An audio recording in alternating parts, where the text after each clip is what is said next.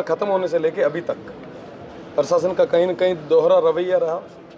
भेदभाव पूर्वक और पक्षपात के साथ में इन्होंने कार्रवाइयाँ की।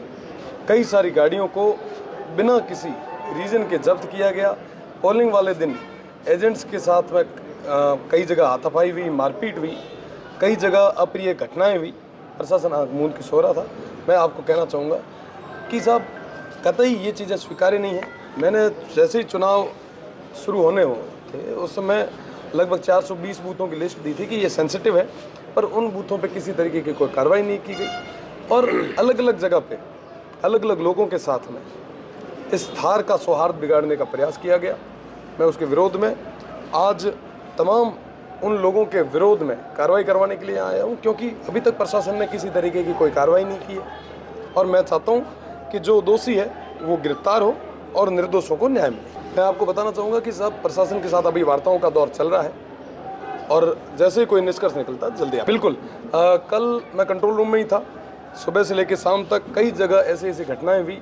मैंने इनको बूथ नंबर, लोकेशन के साथ साथ तमाम वो चीज़ें उपलब्ध करवाई, पर उसके बाद में भी कई जगह 3-3 घंटे तक कोई जाब्ता नहीं पहुंच पाया। कई सारी अप्रिय घटनाएं हुई।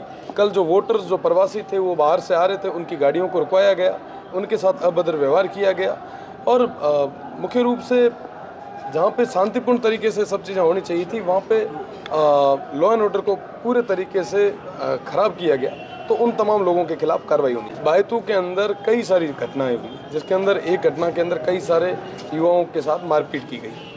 अकेला और मॉब लिंचिंग एक तरीके से आप देख सकते हैं कि 100-200 जनों के द्वारा 1-2 लोगों पे ऐसी वारदात करना, आप सोचें कि जान माल का खतरा हो सकता था। थार में कभी ऐसा देखा नहीं गया कि ऐसी अप्रिय घटनाएं हुई। चुनाव खूब हुए, कई सारे बुजुर्ग मुझे कल मिले, उन्होंने कहा चुनाव खूब हुए पर ऐसी घटनाएं हमारे इस थार में कभी नहीं हुई। तो कहीं ना कहीं ये माहौल ख़राब करने का, सौहार्द खराब करने का प्रयास है।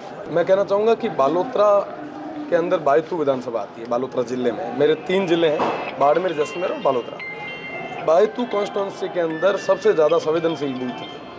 प्रशासन ने क्या किया? प्रशासन ने ये किया साहब कि बायतू की जिन बूथों की मैंने लिस्टें दी थी उन्होंने फोर्स यहाँ पे नहीं लगा कि जैसलमेर और सिव में फोर्स लगाई और वहाँ पे पोलिंग कम करवाने का प्रयास किया। सबसे ज़्यादा ज़रूरत यहाँ पे थी और यहाँ पे फोर्स नहीं थी, तो ये तमाम चीज़ें हुई, ये तमाम घटनाएं घटी।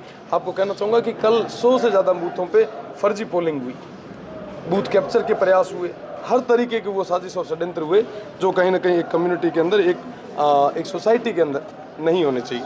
बिल्कुल, अभी 100 से ज़्यादा लोगों को डिटेन किया गया है, लगभग 400 से ज़्यादा गाड़ियों को सीज करके रखा गया है।